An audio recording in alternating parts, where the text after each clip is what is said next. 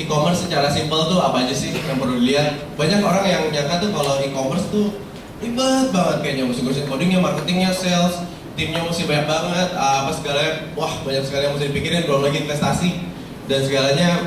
Sebenarnya enggak seribet itu kok, gitu. Makanya di sini saya mau coba presentasi lebih ke all about numbers. Angka-angka apa aja sih yang perlu diperhatikan ketika kita bikin e-commerce atau bisnis commerce lainnya yang sebenarnya kurang lebih itu nggak ada bedanya. Sekilas waktu tahun 2010 masih relatif baru, saya bikin gantibaju.com. Nah di sini gantibaju.com itu adalah sebuah clothing line di mana kita tidak punya desainer satupun. Lucu nggak? Kita mau bikin clothing line tapi kita nggak punya desainer. Gitu. Di sini kita adaptasi metode namanya crowdsourcing. Kita ambil nih desain dari semua orang bisa submit. Terus karena secara saya nggak ngerti desain juga, ya udah kita biarin aja publik untuk nilai mana sih yang paling bagus, gitu. Kita terima ratusan desain setiap bulannya, dan akhirnya dari 30.000 member kita, mereka vote mana yang mereka mau dicetak setiap bulannya, dan kita pilih hanya 10 sampai 20 desain setiap bulannya untuk akhirnya kita cetak.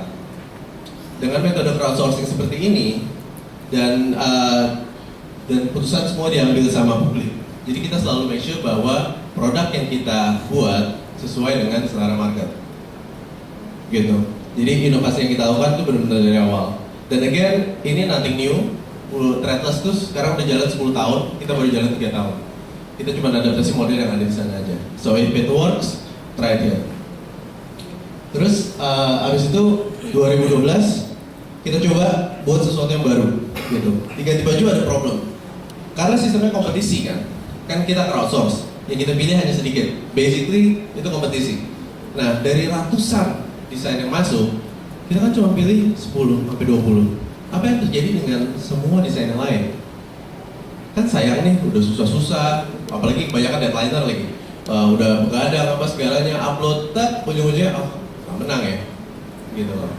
Terus mau diapain desainnya? Akhirnya kita bikin tease. Oke, untuk semua desain yang nggak kepake, gimana kalau lo jual aja, gitu.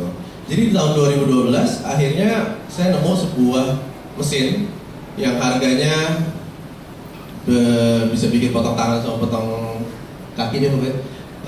Mesinnya itu bisa print kaos satuan dan bisa di print di kaos hitam. Nah ini buktinya, saya bikin K6 kemarin. Dan benar-benar think of it like a giant printer. Kita tinggal masukin kaos, 5 menit jadi kaos. Nah, ini teknologi saya beli dari Kroasia. Waktu itu melihat di pameran di Jerman, pameran printing terbesar di dunia. Itu pamerannya tuh 8 lapangan bola loh kira-kira, gitu. Dan akhirnya diimpor ke sini, kebetulan jadi pembeli nomor 3 yang ada di Indonesia. Jadi ini teknologi yang relatif baru, gitu. Jadi nyoba-nyoba juga, gitu. Untungnya belinya bukan pakai duit gue. Anyway, di T-Solve ID kita akhirnya coba untuk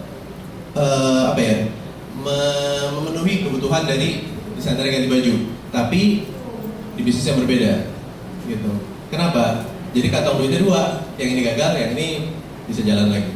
Anyway, di T-Solve ID kita lebih ke arah marketplace, dimana dengan modal desain aja, nih, dengan modal desain aja dan nggak ada duit sama sekali, kalian bisa langsung bikin distro, jadi nggak ada minimum quantity. Buat orang yang pernah mau bikin distro ini pasti masalah banget, nggak ada minimum quantity, nggak perlu ada initial capital, nggak perlu ada wait time sama sekali. Biasanya wait time-nya untuk bikin kaos itu sekitar 1 minggu sampai 3 minggu tergantung dari jumlahnya, gitu.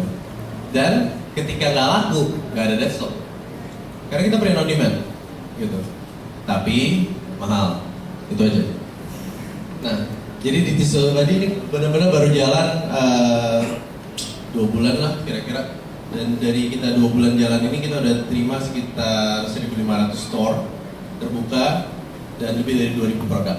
So it's okay lah. Oke, again kita balikin.